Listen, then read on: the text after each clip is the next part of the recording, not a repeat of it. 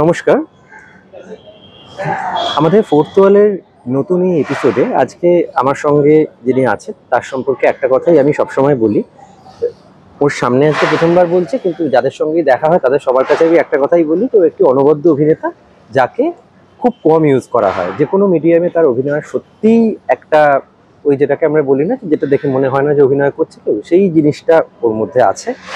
এবং ওকে যারা যারা ওর সাথে একবার কাজ করে, এটা আমি তো খুব আমি মনে করি যে এটা খুব দেখে বোঝা যায়, যারা যারা কারোর সাথে একবার কাজ করলে রিপিট করেন যে অভিনেতাদেরকে, তখন বোঝা যায় যে ভালো পরিচালকরা যখন তাকে রিপিট করছেন তার মানে তার মধ্যে কিছু একটা আছে। ও কিন্তু সেই রিপিট অ্যাক্টর ক্যাটাগরির মধ্যে পড়ে, যার সাথে ও কাজ করে তার সাথে অনেকবারই ওকে কাজ করতে দেখা যায়। কিন্তু আজকে আমরা এমন একটা বিষয় নিয়ে ওর সাথে কথা বলবো, সেটা হচ্ছে যেটা নিয়ে আপনারা জানেন যে ফোর্থ ওয়ালে আমরা যেটা নিয়ে কথা বলি, নাটক নিয়ে। ওর একটা দীর্ঘ নাট্য যাত্রা পথ রয়েছে, যেটা আমরা মানে বিভিন্ন মিডিয়াতে বা সোশ্যাল মিডিয়াতে খুব কম দেখি। আজকে আমরা ডেডিকেটেড ভাবে ওর নাটক নিয়ে কথা বলবো। আমাদের আজকের অতিথি দেবপ্রিয় মুখোপাধ্যায়, এই সময় অন্যতম একজন অভিনেতা সমস্ত ক্ষেত্রে। আচ্ছা দেবপ্রিয়, এত কিছু ভুলে দিলে আমি পুরোটাই বিশ্বাস করে বলেছি। আর আমরা সত্যি এটা আমি মনে করি যে তুমি মানে তোমাদের প্রজন্মের কেন এই মুহূর্তে বাংলার প্রথম সারির সেরা সেরা অভিনেতাদের মধ্যে তুমি সবসময় থাকা তোমার উচিত। Thank you sir. কিন্তু তোমার যে থিয়েটারের যে একটা দীর্ঘ যাত্রা, এই থিয়েটারের মঞ্চ তোমার শুরুটা কি, মানে তোমার কেন থিয়েটারের মঞ্চ আকর্ষণ করলো? আমি যেভাবে সবার শুরু হয়, আমি প্রথমেই যেটা আমার বলা উচিত যে আমি যে কথাগুলো বলছি সেগুলো ব্যক্তিগতভাবে নিজের জার্নি থেকে বলছি। আমার মনে হয় যে আমার সেই জ্ঞান অর্জন এখনো হয়নি যে আমি থিয়েটার হিসেবে মানে থিয়েটার নিয়ে ওভারঅল কিছু কথা বলতে পারবো। সেই লেভেল অবধি আমার পৌঁছাতে এখনো অনেক সময় বাকি। নিজের যাত্রা সম্পর্কে যদি আমি কথা বলি, আমার মনে হয় অনেকের মতন আমিও প্রথমে অ্যামেচার থিয়েটার দিয়েই শুরু করেছি।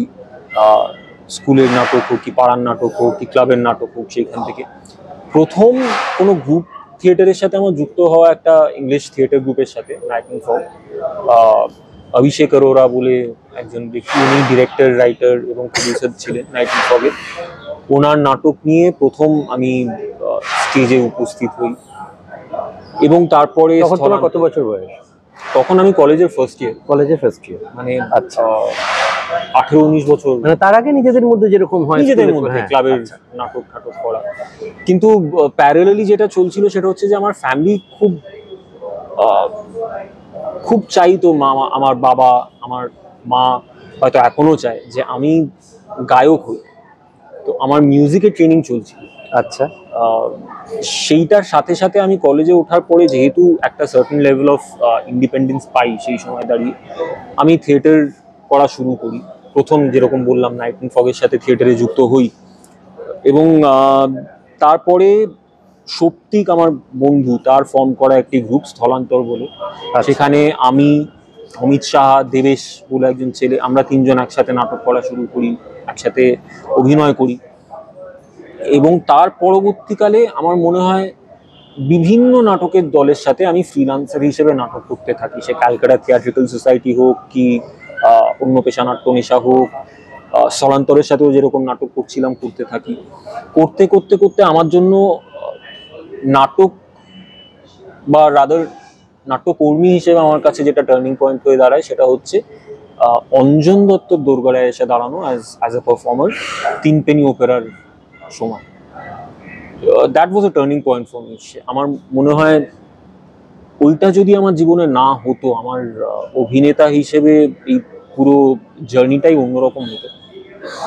এই যে তোমার যে নাটকের পর থেকে যাত্রা শুরু, তারপরে বিভিন্ন মিডিয়ামে নিজেকে মেলে ধরা, এখন তো তুমি সব মিডিয়ামে কাজ করছো, সেই জায়গায় তোমার নাটক দেখার যে ব্যাপারটা, সেটা কি এখনো রেগুলারিটি মেনটেন করে দেখতে পারো?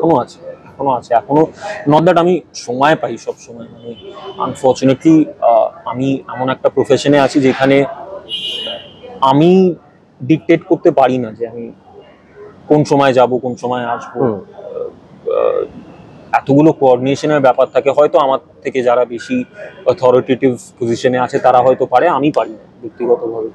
তো সেরকম ভাবে নাটক বা সিনেমা দেখার সময় বা সুযোগ খুব একটা হয়ে ওঠে না, কিন্তু যখনই হয় তখন আমি যেতে খুব পছন্দ করি। এই আমি গতকালই অন্যর একটা নাটক দেখতে গেছিলাম একাডেমিতে, খুব ভালো লেগেছে। এর মাঝে মাঝেই যাই, গিয়ে নাটক দেখি, বন্ধু বান্ধবের থেকে খবর নিই কোন নাটক ভালো হয়েছে, আমি দেখতে যেতে চাই। আগে যখন আমি, আমার মনে আছে যোধপুর পার্কে থাকতাম, যেহেতু মধুসূদন মঞ্চ একদম বাড়ির পাশে ছিল হ্যাঁ। প্র্যাকটিক্যালি, তো আমি খুব রিলিজিয়াসলি ফলো করতাম কবে কোন নাটক হচ্ছে।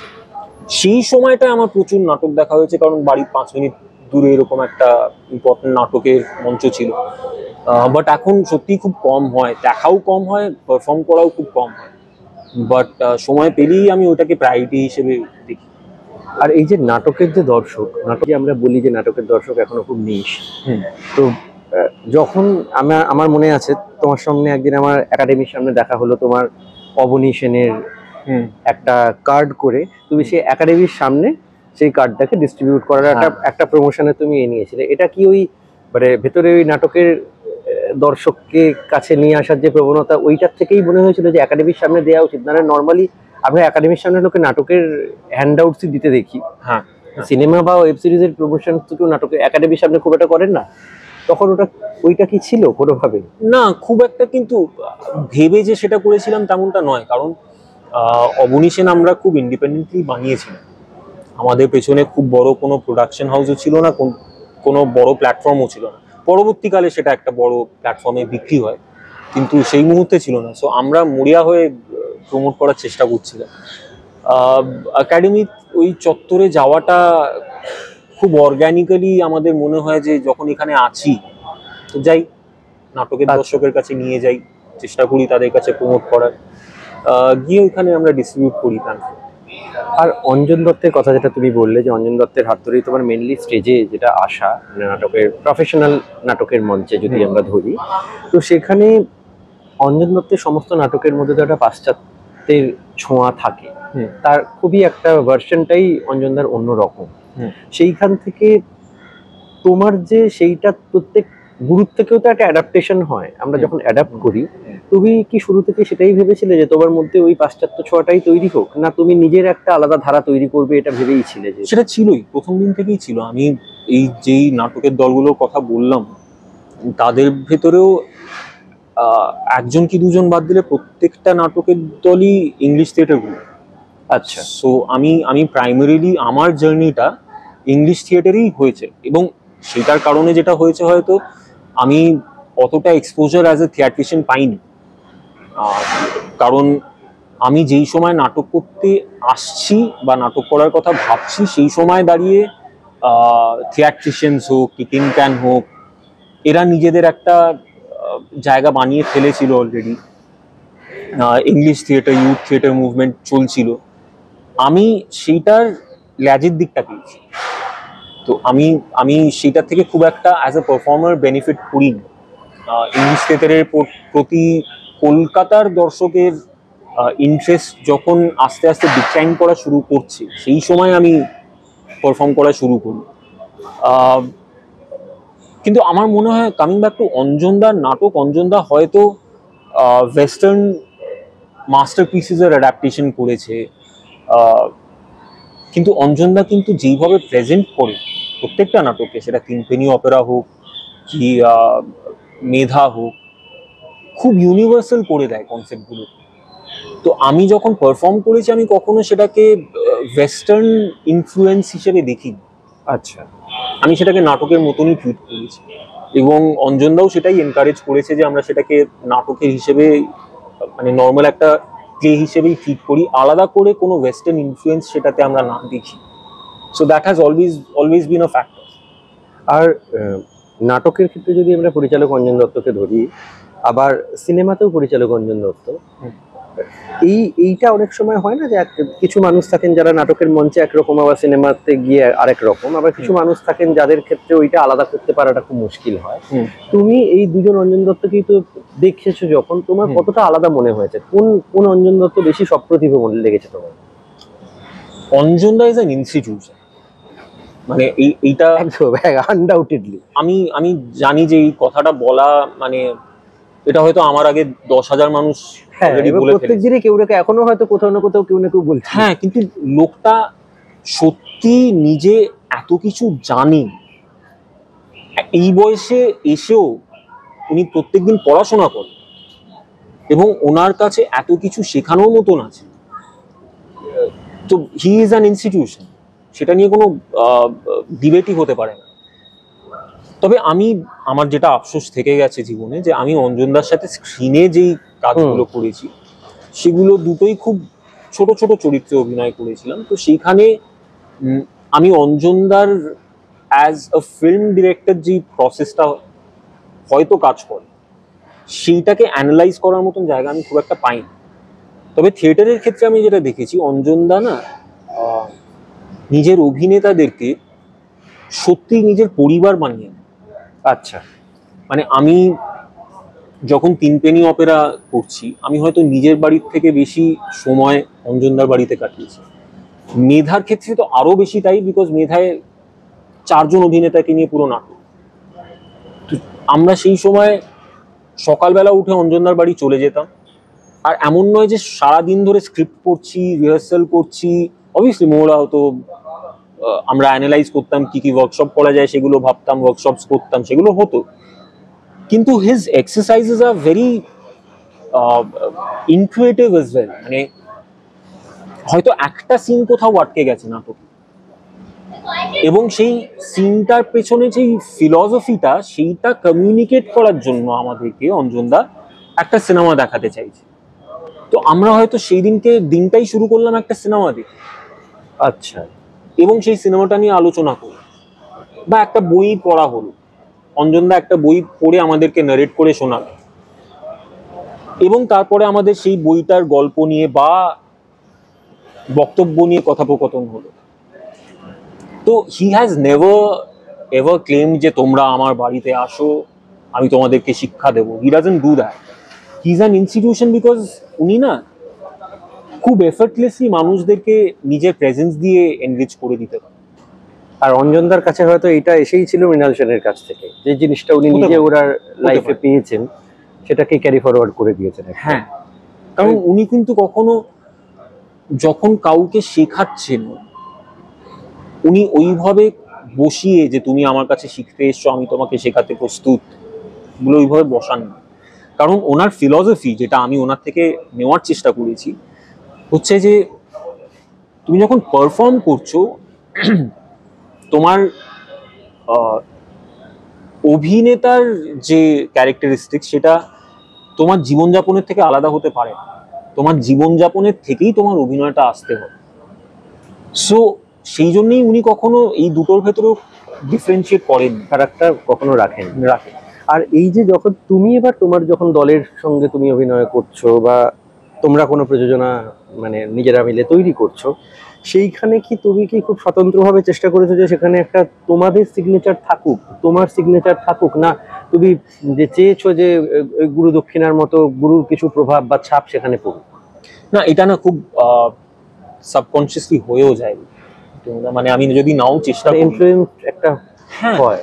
হ্যাঁ, মানে আমি এখনো যখন আমার কোনো সিন নিয়ে, সে নাটকের ক্ষেত্রে হোক কি ফিল্মের ক্ষেত্রে হোক কি টেলিভিশনের ক্ষেত্রে হোক, যখন খুব কনফ্লিক্টেড লাগে যে আমার যেটা ক্যারেক্টার গ্রাফ, সেটার সাথে এই সিনটার একটা কনফ্লিক্ট হতে পারে, তো আমি এটাকে কিভাবে পারফর্ম করব, আমি কিন্তু এখনো অঞ্জনদার দেওয়া শিক্ষাটার উপরেই ব্যাংক করে পারফর্ম করি। তো সেইটা তো একটা সাবকনসিয়াস লেভেলে থেকেই যায়। নাটকের ক্ষেত্রে যেটা হয়েছে, আমি সব থেকে বেশি এই মুহূর্তে দাঁড়িয়ে পারফর্ম করি হচ্ছে হোল 9 ইয়ার্স বলে একটি দলের সাথে, যেখানে দলের ডিরেক্টর হচ্ছে অভ্রজিৎ সিং, যে নিজে অঞ্জনদার অ্যাসোসিয়েট ছিল ছোটবেলা থেকে, প্রায় 10 বছর তো বটেই। তো ও সেই শিক্ষাগুলোই পেয়ে বড় হয়েছে যেগুলো আমি পেয়েছি। আচ্ছা, আমাদের সাথে মানে আমরা যারা একসাথে অভিনয় করি, সে সুহত্র হোক কি তানিকা হোক কি অনন্যা হোক, আমরা সবাই অঞ্জনদার অভিনয় নিয়ে যেই ফিলসফি গুলো আছে সেগুলোতেই বিশ্বাস করি। অঞ্জনদা খুব যেরকম, আমি এক্সাম্পল হিসেবে বলছি, যখন খুব ভ্যাকচিয়ান কিছু করেন তখন উনি ওই এলিয়েনেশনটাকে হি ওয়ান্টস টু এমফোসাইজ, আমরাও সেইটাই করার চেষ্টা করি। তো সেই ইনফ্লুয়েন্সটা তো কোথাও না কোথাও কাজ করেই। আর যেহেতু অভ্র ইজ দ্য ডিরেক্টর, অভ্রর ক্ষেত্রে তো আই এম ভেরি শিওর যে সেটা আরো 10 গুণ বেশি করে। তো সেইটা আমরা নিজেরা বুঝতে পারি কি না পারি, আমরা অ্যাকনলেজ করি না করি, ওই ইনফ্লুয়েন্সটা কোথাও না কোথাও থেকেই। আর যেহেতু তুমি টেলিভিশনের কথাটা বললে, আমি সেখানে একটা জিনিস জিজ্ঞাসা করব। এদিকে যেরকম অঞ্জন দত্ত, টেলিভিশনে সেরকম রবি ওঝা। তুমি রবি ওঝার মানে হাত ধরে বোধহয় টেলিভিশনের প্রবেশটা তোমার হয়েছে Almost. শুরুর দিকটা অলমোস্ট। তো অলমোস্ট। তিনি আর এক ইনস্টিটিউশন। হ্যাঁ। এইবার একজন অভিনেতার কাছে এটা একটা বিরাট চ্যালেঞ্জের ব্যাপার হয় না, যে মানে এরকম একাধিক এরকম মানুষজন যে যাদের ছাপ থেকে নিজেকে বাঁচিয়ে রাখা মুশকিল, সেরকম 2-3 জন মানুষকে একসঙ্গে পেলে সেই খাত থেকে একজন তো মানে ঘেটে যাওয়ার জন্য যথেষ্ট একজন অভিনেতা। সে তো গতি ঠিক করা মুশকিল তার। হ্যাঁ, মানে সবগুলোই ভালো ইনফ্লুয়েন্স, ভালো ইনফ্লুয়েন্স। হ্যাঁ, মানে সেটা তো তার পক্ষে তার যেটাকে আমরা বলি ওই মকটেলস হয়ে যাওয়ার সম্ভাবনা প্রবল থাকে। সেইটার থেকে স্বতন্ত্রতা তৈরি করাটা কি করে হলো তুমি? কারণ আমি সত্যি কথা বলতে, আমি আগেই যেটা বলে দিই, রবি স্যারকে আমি I owe him a debt of gratitude, বিকজ আমি যখন অভিনয় করা শুরু করি টেলিভিশনে, তখন আমি ওগবধূ সুন্দরী বলে একটি ওনার মেগা সাকসেসফুল একটা প্রজেক্ট, সেটাতে অডিশন দিতে যাই। সেখানে আমাকে রাজদীপ রেকমেন্ড করেছিল বলে আমি অডিশন দিতে যাই। উনি আমাকে খুব ব্লান্টলি বলেছিলেন যে এই চরিত্রটার জন্য শুধু নয়, তোমাকে যদি, আমি তখন আমার চেহারা একদম অন্যরকম ছিল, 120 কেজি ওজন ছিল। সে কি? হ্যাঁ। তো তখন রবি স্যার আমাকে খুব ব্লেটেন্টলি বলে যে অভিনেতা ভালো হওয়ার জন্য রোগা হওয়াটা দরকারি নয়, কিন্তু তুমি যদি নিজেকে নিউট্রাল একটা ফিজিক্যালিটিতে আনতে পারো তাহলে তোমার রেঞ্জ অফ ক্যারেক্টার্স বেড়ে যায়। এটা আমার মনে হয় যে আজকের দিনে কেউ অতটা খুলে বলতে পারবে না, কারণ তার মনে হবে হয়তো আমি পলিটিক্যালি ইনকারেক্ট হচ্ছি, হয়তো আমি বডি শেমিং করছি, ওই কোট আনকোট বডি শেমিং কথাটা আবার চলে আসবে। কিন্তু আই এম ভেরি থ্যাঙ্কফুল যে আমাকে সেই কথাটা বলা হয়েছে। So he said me on that journey. But আমার কাছে আমার ক্রিয়েটিভ ইনফ্লুয়েন্স এখনো কিন্তু অঞ্জন দাই। But the beautiful thing about it is কি আমি যখন নিজে পারফর্ম করছি, আমাকে অঞ্জন দা যে শিক্ষাটা দিয়েছে সেইটার ইনফ্লুয়েন্সে এসে কখনো আমার চেষ্টা এইরকম হয়নি যে আমি অঞ্জনদার মতন করে অভিনয় করব, কারণ আমি পারবো না, সম্ভব না। উনি যেই মাপের অভিনেতা, আমি ওনাকে কপি করে অভিনয় করতে গেলে একটা খুব বাজে কপি হয়, আর অভিনয়টাও খারাপ হয়। যে কোনো কেউ মানে অঞ্জনদাকে কপি করা নেক্সট টু ইম্পসিবল, লোককে যে করা যায় না তাদের মধ্যে। সামহাউ উনি ওনার যেটা বেসিক ফিলসফি সেটাকে যদি ইনভাইট করে নেওয়া যায়, যেটা করার চেষ্টা আমি করেছি, যে রাদার দ্যান ওনার পারফরমেন্সটাকে কপি করব বা ওনার স্টাইলটাকে কপি করে আমি রেপ্লিকেট করব, আমি ওনার ফিলসফিটাকে নিজের পারফরমেন্সের ফাউন্ডেশন হিসেবে ব্যবহার করি।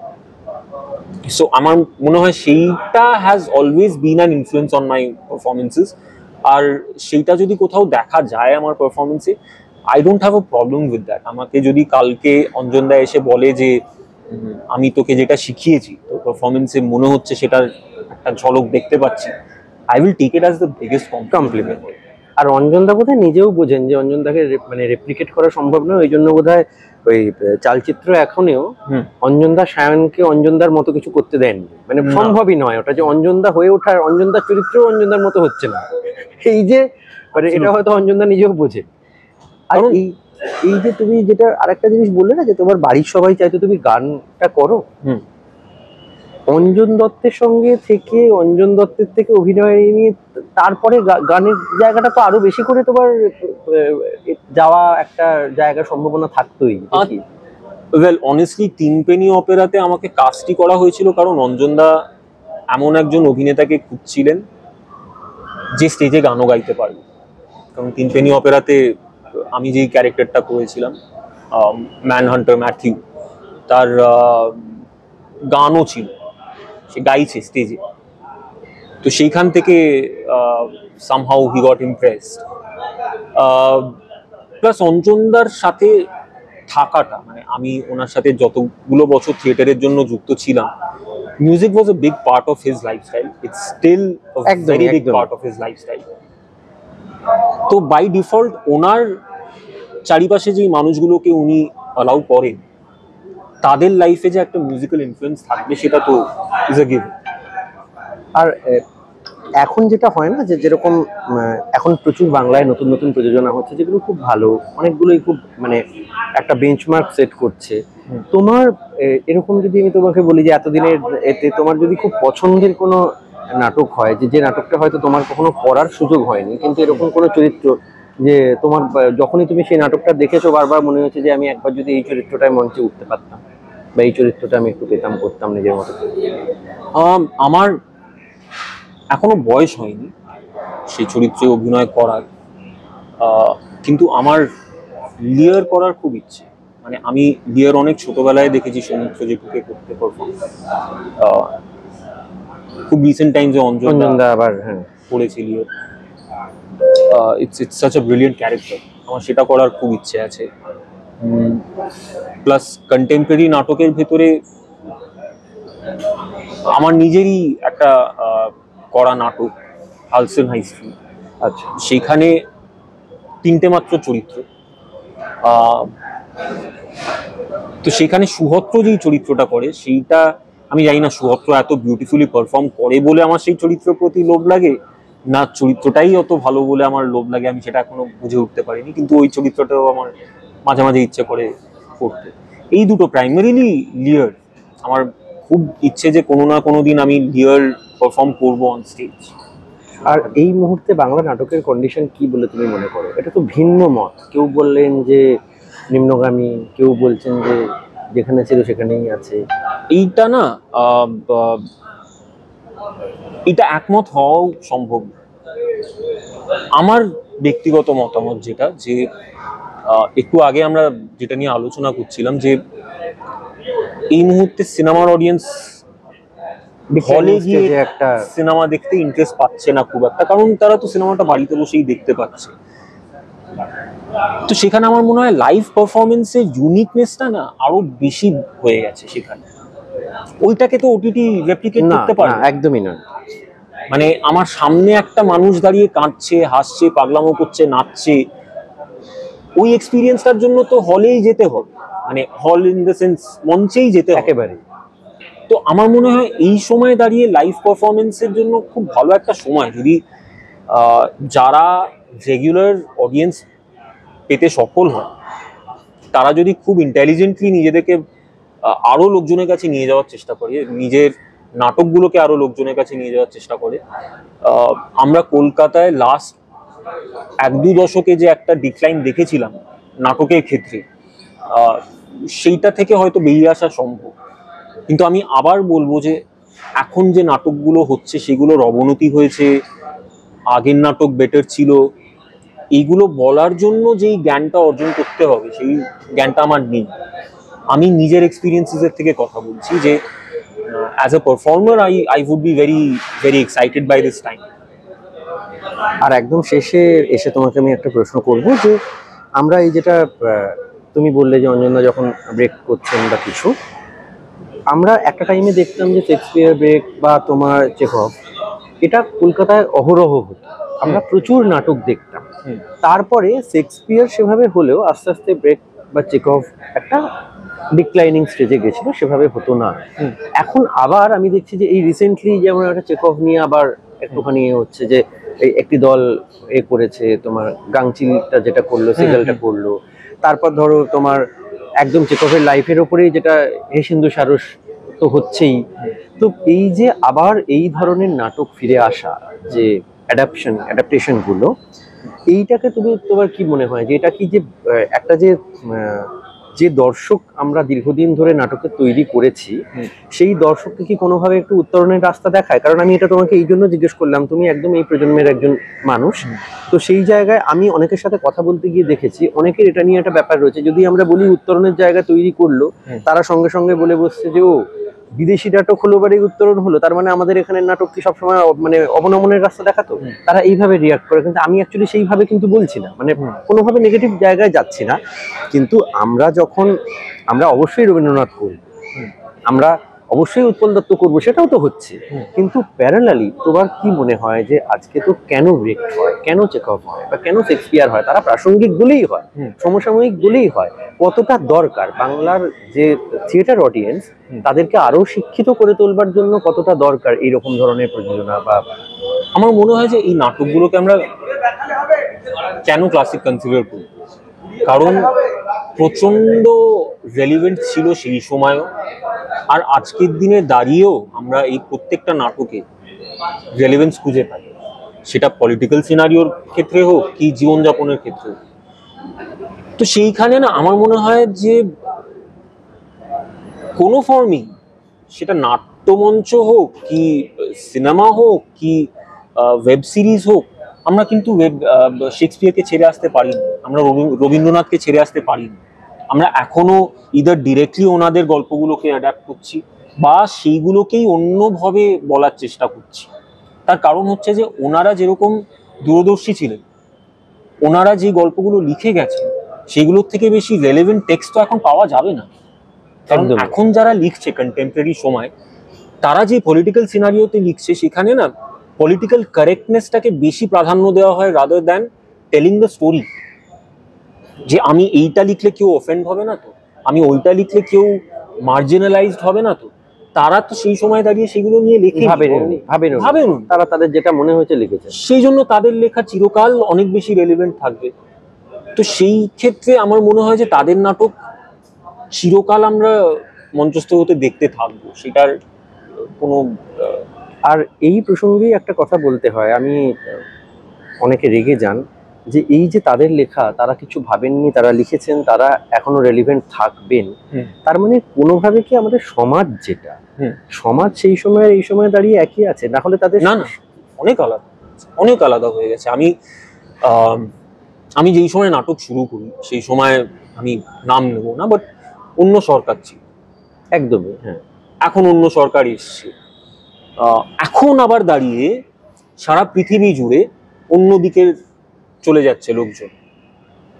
যেই ইস্যুগুলো তখন ছিল সেগুলো এখন অতটা ওভারঅল ভাবে কথা বলা হয় না, এখন অনেক বেশি ভোকাল হয়ে গেছে যারা, তারা কিন্তু অ্যাকচুয়ালি মার্জিনালাইজ। সো আমার মনে হয় যে আমার জেনারেশন বা আমার পরের জেনারেশনের সামহাও না প্রায়োরিটিস গুলো খুব ঘেটে গেছে। আমরা যেই ইস্যুগুলো নিয়ে খুব চেঁচামেচি করি, সেগুলো নিয়ে খুব অল্প সময় চেঁচামেচি করি, বিকজ তারপরেই আবার অন্য কিছু জিনিস আমাদের মনে হয় এটা নিয়ে কথা বলতে হবে, কারণ অন্যরা এটা নিয়ে কথা বলছে। এবং আমি না বললে লোকে আমাকে সোশ্যাল মিডিয়ায় লিখে যাবে যে এইটা নিয়ে তো বলছো না, তুমি তো ওটা বলেছো। এই হোয়াট অ্যাবাউট-এরটা তো হচ্ছে যে ও আচ্ছা তুমি এইটা নিয়ে বলছো, তুমি তো তখন কথা বলো, তুমি বলোনি। তো এখন না পলিটিক্যাল সিনারিওটাই অন্যরকম হয়ে গেছে, যেখানে এক্সট্রিম লেফটিস্টরা অনেক বেশি ভোকাল হয়ে গেছে, রাইটে যারা ছিল তারা মার্জিনালাইজড হয়ে গেছে, আর মাঝখান থেকে যেটা হয়ে গেছে যারা অ্যাকচুয়ালি সেন্ট্রাল, যারা দুটো তর্কই শুনতে রাজি, যারা যুক্তির দিকে থাকার চেষ্টা করে, র্যাশনালিস্ট যারা, তাদেরকে এই দল বলছে যে ও তুমি এইটাতে রাজি হচ্ছ না তাহলে তুমি লেফটিস্ট, আবার লেফটিস্টটা বলছে তুমি আমার কথা শুনছো না তাহলে তুমি রাইটিস্ট। আমার ইনবক্সে যেটা হয় মানে বিড়ম্বনার শিকার। আর আমারও তাই হয় বিকজ আমি যদি এক্সাম্পল দিয়ে কথা বলি যে আজকে আমি সোশ্যাল মিডিয়াতে যখন পেহেলগাঁও অ্যাটাকস হয় তখন আমি বলেছিলাম যে দুটোই দেখা দরকার, ইন্টেলিজেন্স ফেলিয়ারটাকেও অ্যাড্রেস করা দরকার, এটার জবাব দেওয়াও দরকার। একদম। আমি যদি পাকিস্তানের বিরুদ্ধে কথা বলি তার মানে আমি বাই ডিফল্ট আমাকে চুপ করে যেতে হবে অ্যাবাউট দ্য ডিফেন্স ফেলিয়ার, এটাও না, আবার ভাইস ভার্সাও না। রেসপন্সিবল সিটিজেন তারা যারা কোনো ন্যারেটিভকে ফলো না করে দুটো নিয়েই ইকুয়ালি কথা বলতে রাজি এবং বলতে পারে, সাহসটা দেখান। হ্যাঁ, মানে মেন তো এটা। তাহলে একদম শেষ লগ্নে এসে এবারে যেটা জানতেই হয় যে এতক্ষণ যখন নাটক নিয়ে কথা বললাম, আপনাদের নিশ্চয়ই ইচ্ছা করছে যে আবার দেবপ্রিয়কে মঞ্চে দেখতে, তো সেটা একটুখানি বলে দাও যে তোমাকে আবার মঞ্চে কোন প্রযোজনায় দেখা যাবে। আমরা ডেট এখনো অ্যানাউন্স করিনি, বাট ওই হোল 9 ইয়ার্স এর আমাদের হালসন হাই স্ট্রিট যেই নাটকটা, সেটা আগের বার আমরা পারফরমেন্সের 1 সপ্তাহ আগে আমাদেরকে ক্যান্সেল করতে হয়েছিল, কারণ অনন্যা অসুস্থ হয়ে পড়েছিল। তো তারপর থেকে ওইটা না থেকে গেছে মনের ভেতরে, কারণ আমাদের এত পছন্দের একটা নাটক, আমরা এত ভালোবেসে পারফর্ম করি। তো সেইটা আবার পারফর্ম করার খুব ইচ্ছে আছে। এখনো আমরা ডেট ফিক্স করে উঠতে পারিনি, করলেই সবার আগে তোমাকে জানাবো। তুমি প্লিজ নিজের দর্শকদেরকে একটু জানিয়ে দিও আমাদের। এবং আমি আরেকটা জিনিসও আপনাদের বলে রাখছি, যে আমি ওকে অবশ্যই বলবো, একদম অন ক্যামেরাই বলছি, যে যেহেতু আমরা, আপনারা দেখেছেন যে আমরা নাটকের মহড়া কভারও করি, হ্যাঁ। তো সেক্ষেত্রে অবভিয়াসলি আমরা চাইবো যে আমাদের দর্শকরা তোমার স্টেজ রিহার্সালের যেটুকু একদম। অংশ সেটুকুও দেখতে পাবেন। একদম একদম। তো অনেক ধন্যবাদ দেবপ্রিয়, তুমি অনেকটা সময় আমাদের Thank you, পোস্টওয়ালকে thank you, দিলে। sir. তুমি তো এই ফোর্থওয়ালের এই সময় দেওয়ার জন্য অনেকটা তোমায় ধন্যবাদ। নমস্কার। থ্যাংক ইউ, নমস্কার।